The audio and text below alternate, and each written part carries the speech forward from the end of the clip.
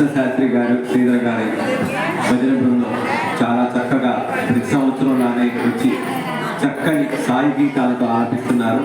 కృష్ణశాస్త్రి గారు ఎక్కడ ఉంటే అక్కడ బాబా ఉంటాడు.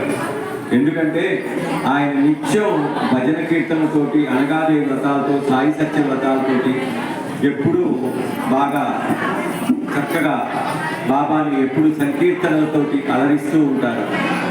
అమ్మ, మీరు ఒక్క సెకండ్ మాట్లాడుకుంటుంటే ఒక్క మంచి విషయం చెప్తానమ్మా.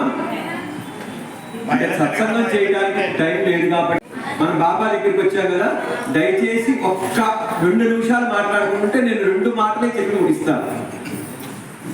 మనం అన్నాభిషేకం చేసుకుంటామమ్మా. అన్నాభిషేకం చేస్తున్నప్పుడు మనకు అష్టోత్తరంలో నామాలు గుర్తుకు రావాలమ్మా. నేను చెప్తాను, 3 సార్లు చెప్పండి. ఓం శ్రీ సాయి అన్నవస్త్రదాయ నమః. ఓం శ్రీ సాయి అన్నవస్త్రదాయ నమః.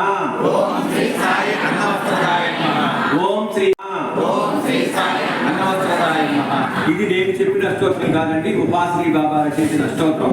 దీంట్లో బాబా ఏం చెప్తాడంటే అమ్మా, అన్నము వస్త్రము ప్రసాదించే సాయినాథుడికి నమస్కారము.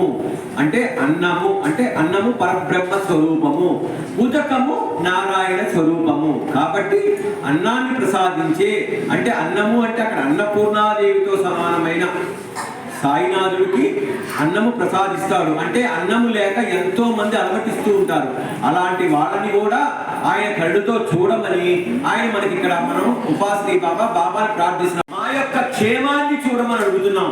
అంటే మా యొక్క క్షేమము, మా యొక్క సుఖాన్ని చూడు తండ్రి అని ఆయన ప్రార్థిస్తున్నాం. సాయినాథుడిని వేడుకుంటున్నాం, ఆరోగ్యాన్ని ఇమ్మని మరియు క్షేమాన్ని ఇమ్మని.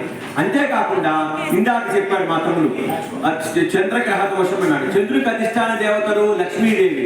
బాబా గారి స్తోత్రంలో 2వ నామం ఏంటమ్మా? ఓం శ్రీ సాయి లక్ష్మీనారాయణాయ నమః. ఓం శ్రీ సాయి ఓం శ్రీ సాయి లక్ష్మీనారాయణాయ నమః. అంటే ఏంటి?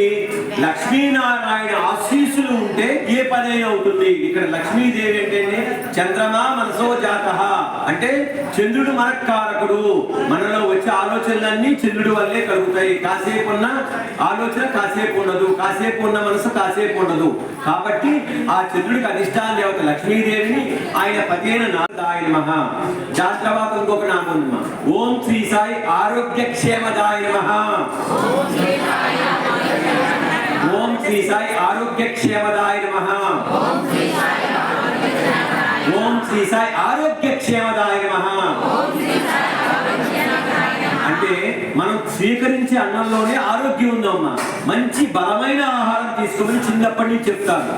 కాబట్టి ఇక్కడ ఆరోగ్యాన్ని ప్రసాదించు తండ్రి అని మనం ప్రార్థిస్తున్నాము.